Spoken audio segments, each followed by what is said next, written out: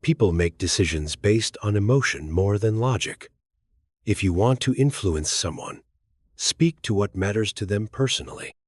And the one who learns to see those strings is the one who moves mountains with their words. You think people are moved by facts, by arguments? No.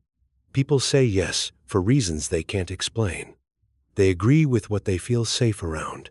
They follow who makes them feel seen. They trust those who show them who they are without saying a word. Many people feel overlooked. If you take the time to really notice someone, to ask about their life and listen, they'll remember you. That's the first emotional trigger, recognition. The raw human desire to feel acknowledged in a world that scrolls past our existence like we're invisible pixels on a screen. And when someone pauses, truly pauses, to say, "I see you," something opens in the soul. Something ancient. Something that wants to say yes. Not yes to the product, not yes to the plan, but yes to the connection. Because behind every yes is the question, can I trust you with a piece of me? This is the forgotten art, the sacred understanding that influence isn't about power, it's about permission. Don't try to dominate the conversation. Instead, be genuinely interested in the other person and they'll welcome your ideas. And the invitation always begins with empathy. Not the soft kind, not the sugar-coated, empty head nodding. Real empathy. The kind that makes someone feel like you reached into their chest and handed them their own heart, beating and understood. The second emotional trigger is safety. Not safety from harm, but safety from judgment. Most people aren't afraid to be wrong. They're afraid to be ridiculed, mocked, laughed out of the room before their idea even stands. So they fold. They say no to opportunities because they don't trust the environment. They don't trust you. They're not just protecting their pride, they're protecting their inner child. And when you create a space where that child doesn't flinch, you become magnetic because safety is rare. Rarer than honesty, rarer than talent. It's the luxury no one will admit they need but everyone buys into. If you create an environment where people feel free to disagree, they'll trust you more and be more open to agreeing with you. That's emotional intelligence. That's leadership. That's how you move people without manipulation, because influence without respect is just a louder form of control. And the third trigger, it's desire. Not lust, not greed, but longing. The inner yearning to become something more. People often don't know what they need until you help them see it. Ask the right questions, and you'll help them discover their own desire. Be the kind of person who brings calm to stressful situations. Stay steady, speak kindly, and others will turn to you for guidance. You paint a picture of the version of themselves they secretly believe might exist, but were too afraid to pursue. When you speak to that future self, when you show them who they could be instead of who they are, you bypass their walls. You ignite the fire that fear had frozen. You stop being a speaker and start becoming a mirror. That's persuasion, not in volume, not in clever phrasing, but in the quiet confidence of knowing what someone truly needs and reflecting it back with reverence.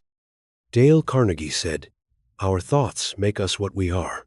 But what he didn't say outright is this: most people's thoughts aren't even theirs.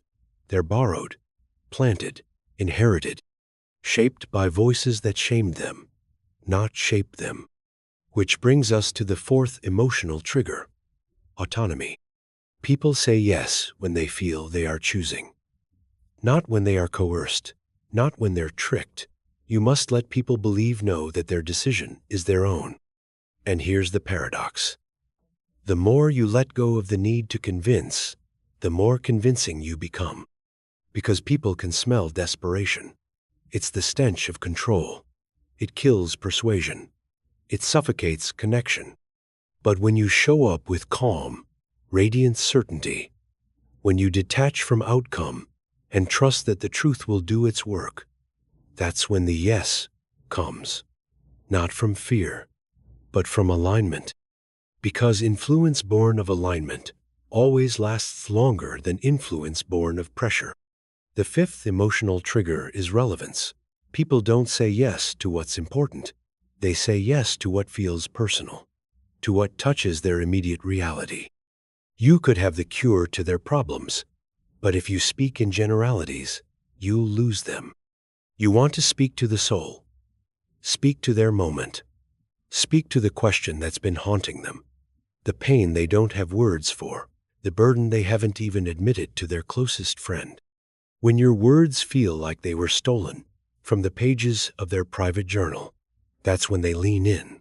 That's when the defenses crumble. That's when the gates open and the yes steps out like a prisoner finally granted sunlight. Dale once said, "Only you can bring peace to yourself." But what he meant, perhaps, is that the key to influence is not to impose peace, but to awaken the desire for it in others, to remind them that they deserve peace, that they were not born for chaos. That clarity is not a luxury, it's a right. The sixth trigger, reciprocity.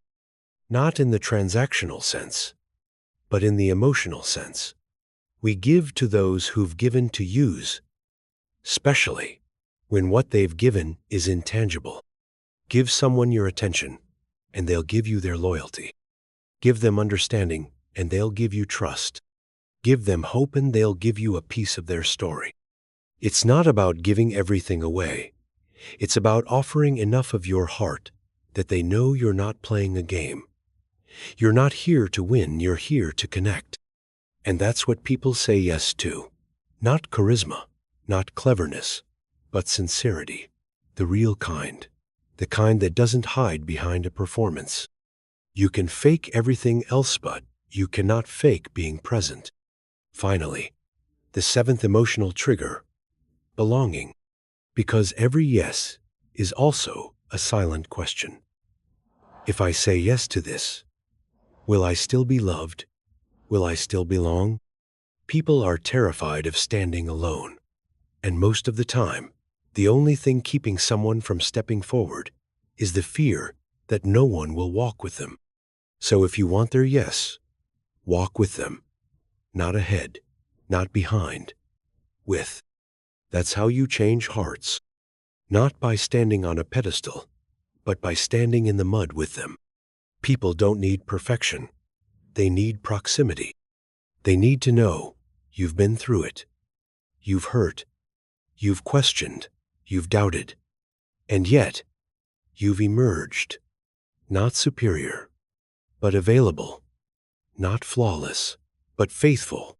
This is the kind of influence that builds legacies. The kind that doesn't just make people say yes once, but makes them never forget you. Because when someone feels seen, safe, inspired, free, understood, valued, and included, what they're really feeling is love. And love is the deepest yes there is. And then there comes a moment when you walk into the room and you don't have to speak. You don't have to sell. You don't have to impress. Because your presence alone says something most people are starving to hear. You are not alone. It is the silent language of grounded souls, the kind of energy that wraps around others without asking for anything in return. The kind that doesn't chase attention because it already knows its worth. You see, people don't remember the words you use. They remember the feeling your presence gave them. They remember how you looked at them when they were afraid to be seen. They remember the way your voice didn't rush, your eyes didn't judge, your smile didn't beg for approval. They remember that for once, they didn't feel like a transaction. They felt like a human being. That, my friend, is what makes people say yes, not to your pitch, not to your plan, but to you. Because before they trust your words, they must trust your heart. The first yes always happens silently. It happens in the gut before it reaches the lips. And it is decided not by reason, but by resonance. Resonance with your truth, resonance with your sincerity, resonance with the invisible vow that you won't use their vulnerability as currency. Because in a world full of noise, the rarest sound is a person who listens without needing to speak next. When you meet people at the level of their humanity, you don't have to persuade them. Their soul recognizes something ancient in you, something safe, something familiar, something true. And suddenly, all their resistance becomes curiosity. Their guardedness becomes openness. Their silence becomes an invitation. And this is where true influence begins, not with techniques, but with intention, not with manipulation, but with mindfulness, not with charm, but with character. You cannot fake depth. You cannot counterfeit care. You cannot fabricate presence. You either live this or you don't. Dale Carnegie said, "Talk to someone about themselves, and they'll listen for hours." But it's not just about talking, it's about seeing. Seeing the person behind the posture, hearing the story behind the silence, feeling the pain behind the performance. When you do that, when you reach past the surface and speak directly to the invisible ache, you become unforgettable. Because people don't say yes because they should. They say yes when it feels right, and it only feels right when your energy aligns with their unspoken needs. The real reason someone agrees to walk with you isn't because you're persuasive. It's because in your presence, they remember who they want to be. They say yes because something in your courage awakens their own. They say yes because your clarity gives them permission to leave confusion behind. They say yes because your truth makes their excuses tremble. And most of all, they say yes because you never tried to force them. We are all carrying invisible wounds. Some of them are disguised as ambition, others as pride, still others as indifference. But behind all of them is one question: will someone love me before I'm perfect? And if your answer to that question is yes, if your energy whispers, "You're safe here," even in your mess, you won't have to convince. You won't have to strategize. The yes will come like breath, natural, honest, and needed. There's a sacred kind of power that arises when your confidence doesn't come from what you know, but from how deeply you care. It's not the kind of power that demands attention. It's the kind that commands respect. It's not in your tone, it's in your truth. It's not in your pitch, it's in your presence. It's not in your charisma, it's in your consistency. The seventh emotional trigger is often the most overlooked congruence. When who you are, what you say, and how you act are all in harmony. When your inner world and your outer behavior are dancing to the same rhythm. People may not articulate it, but they can feel it. When your words are polished, but your energy is frantic, they feel it. When your smile is warm, but your eyes are hiding, they feel it. When you pretend to care but only show up when it benefits you, they feel it. And when they feel that inconsistency, they pull back, even if everything else looked perfect on paper, because the heart always chooses truth over technique. So if you want people to say yes to you, you must first say yes to yourself. Say yes to being fully present. Say yes to doing the hard inner work. Say yes to showing up even when you don't have all the answers. Say yes to becoming the kind of person you would trust. Because the truth is, people don't follow ideas. They follow example. They don't follow authority. They follow alignment. And when your words are birthed from real experiences, not borrowed quotes, not recycled advice, but hard-won wisdom, they carry a different weight. They don't just touch the mind, they strike the soul. When you speak from scars instead of wounds, people lean in. When you share your experience honestly and with humility, people relate to you and begin to trust you. When you speak from love instead of fear, people feel seen. This is what makes people say yes, not because you won the argument, but because you won their heart. And hearts are never won by force. They're won by courage, by consistency, by compassion, by presence, and by a truth so undeniable, it needs no defense. The deepest yes does not come from the tongue. It comes from the soul finally exhaling, from a heart that whispers, "I've found someone who isn't here to sell me something, but to see me." And you know what's even more powerful than being understood? Being understood without having to explain yourself. When your energy walks into the room, 10 seconds before your words do. When your silence speaks louder than someone else's noise. When people can feel your integrity before you even open your mouth. That's when trust begins to build, not brick by brick, but breath by breath. Because influence is never rushed. It is cultivated in the soil of patience, watered with intention, and harvested in the season of authenticity. Great communicators don't pressure others. They build relationships slowly, by listening, being patient, and showing genuine interest. And what is the seed? Respect. Not just for others, but for yourself. Because here's the truth that too many forget. When you respect yourself, your words stop begging and start blessing. You're no longer negotiating your worth, you're radiating it. And that kind of self-respect is contagious. It makes people want to rise to meet you, not out of fear, not out of duty, but out of inspiration. That's what people say yes to. Not neediness, not desperation, but dignity. Dale Carnegie once said, "When dealing with people, remember you are not dealing with creatures of logic, but creatures of emotion." And yet, so many still try to persuade with bullet points and data, forgetting that the human soul is not a spreadsheet.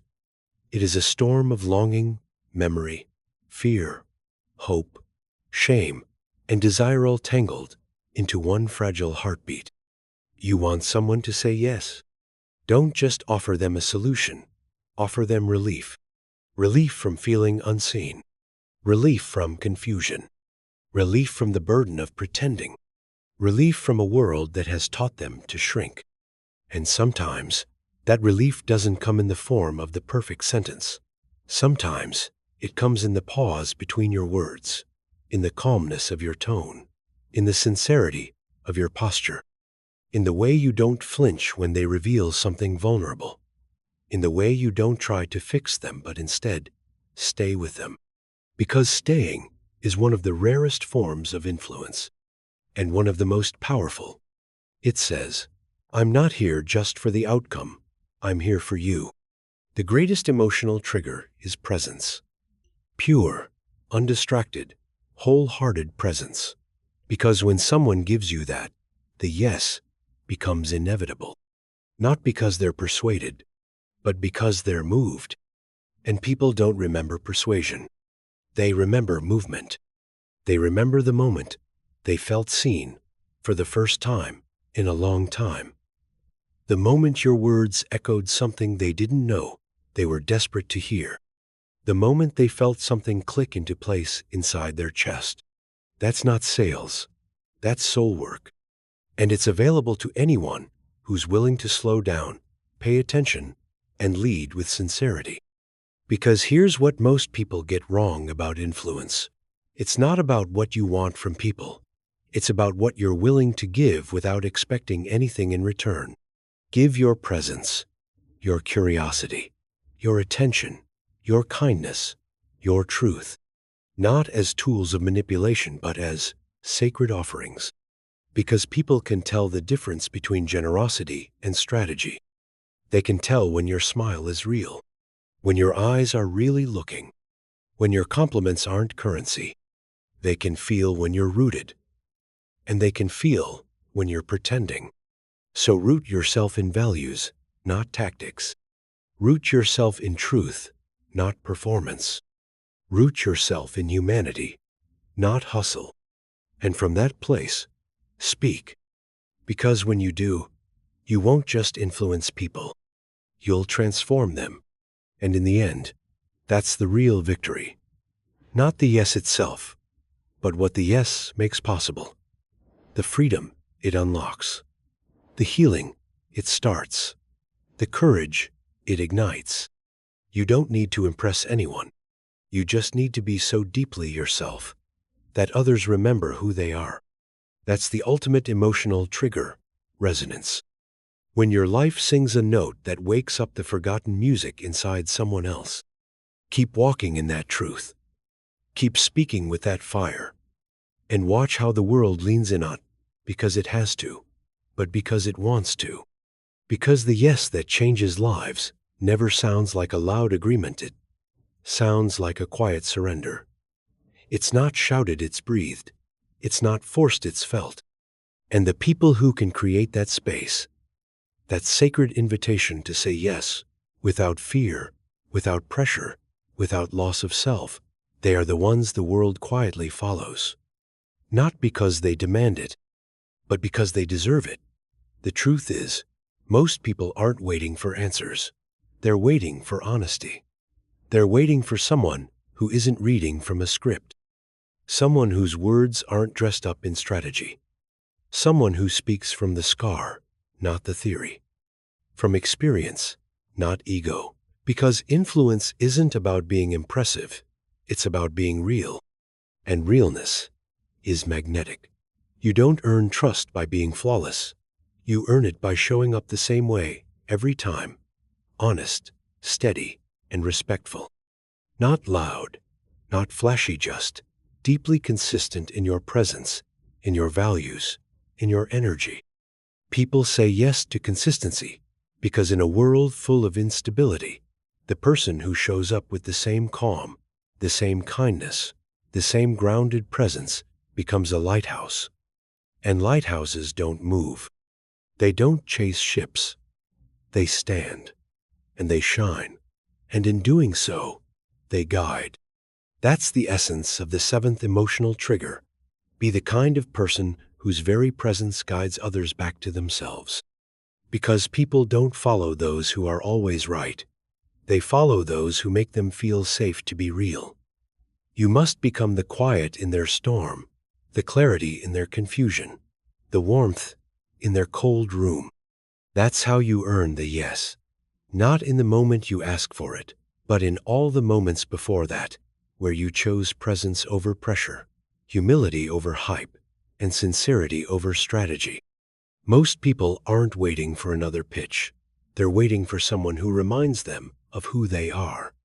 And when your presence does that, their soul leans in before their voice does. Because yes is not a word, it is a feeling. And only the heart can say it with meaning. So speak to the heart, move with the heart, listen with the heart. And the heart will answer you, not always in words, but in loyalty, in connection, in the sacred bond that forms when two human beings finally stop performing and start being. Because in the end, the yes that matters, the one that lingers in the soul and echoes in the choices that follow us, never the result of pressure. It is born from presence. And presence is not something you can fake.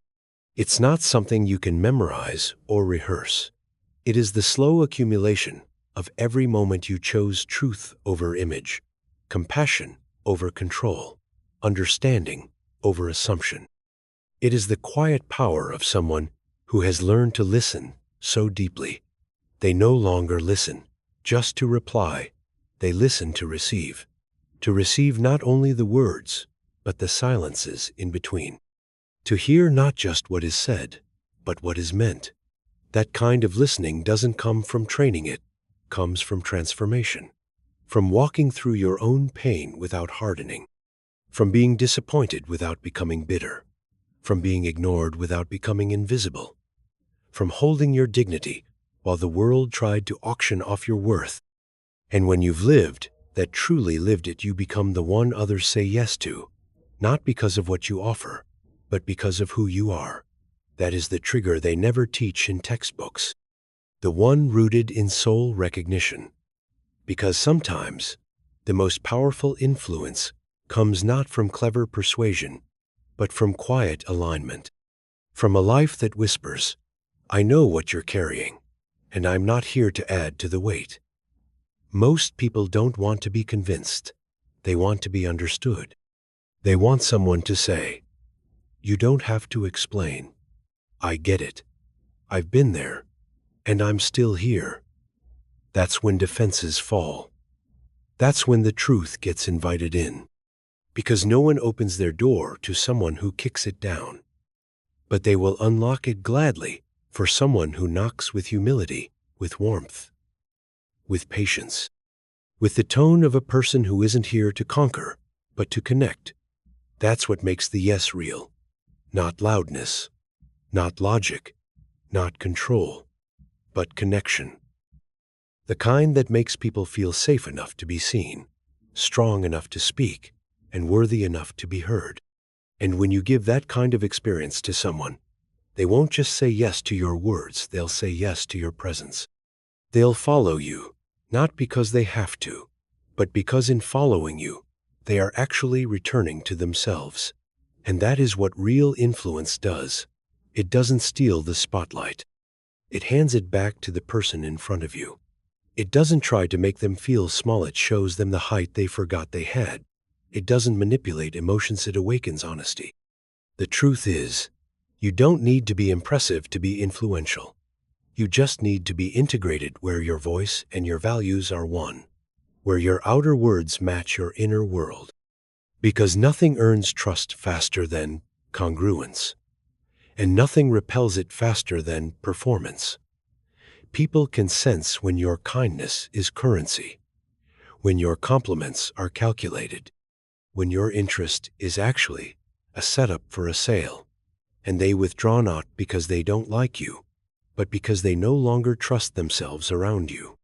Because when you manipulate others, you aren't just violating them, you're distorting their own ability to read what's real. That's why the most dangerous form of persuasion is the one that pretends to care. But when your care is real, when your yes to others is rooted in a deeper yes to truth, people lean in, they open, they bloom, and they remember you long after the conversation is over. Not because you dazzled them, but because you dignified them. Not because you impressed them, but because you held space for them. Not because you were the smartest in the room, but because you made them feel like they mattered. That's what makes people say yes. And not just once, but again, and again, and again. Because that kind of yes isn't an agreement, it's an alignment. It's not a transaction, it's a transformation. And you don't just become someone who gets others to agree.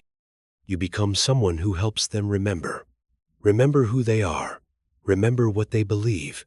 Remember what they once dreamed of before fear taught them to shrink. Remember how it feels to say yes, not just with words, but with their whole being. Because people don't say yes to logic, they say yes to liberation. Liberation from feeling small. Liberation from self-doubt. Liberation from the invisible prison of never feeling good enough. And the person who gives them that feeling, the person who makes them feel like they don't have to earn their worth, like they don't have to justify their dreams, like they don't have to shrink to be accepted, that person becomes unforgettable. Not because they solved a problem, but because they saw a person. They saw through the mask, through the defense, through the sarcasm and hesitation and fear, and they didn't flinch. They didn't recoil. They didn't rush to fix. They stayed. They stood still, grounded, kind, present. And in that stillness, a truth was communicated far louder than any speech. You matter, as you are. That sentence, when spoken with sincerity, not from lips, but from life, is a key. It unlocks trust. It disarms resistance. It softens walls that have stood for years. Because most people don't want to be led by perfection. They want to be led by presence. A presence that feels safe, that feels solid, that feels real. Not curated, not inflated, not marketed, but human. Deeply, unapologetically, sincerely human. That's what makes people say yes. That's what melts skepticism. That's what builds loyalty. Not what you say to impress, but what you're willing to become so others feel safe to be themselves. And what does it take to become that?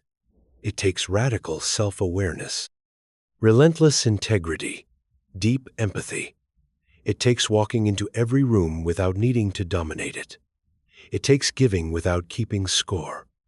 It takes listening not to collect leverage, but to understand. It takes shedding the need to be liked, so you can focus on being true.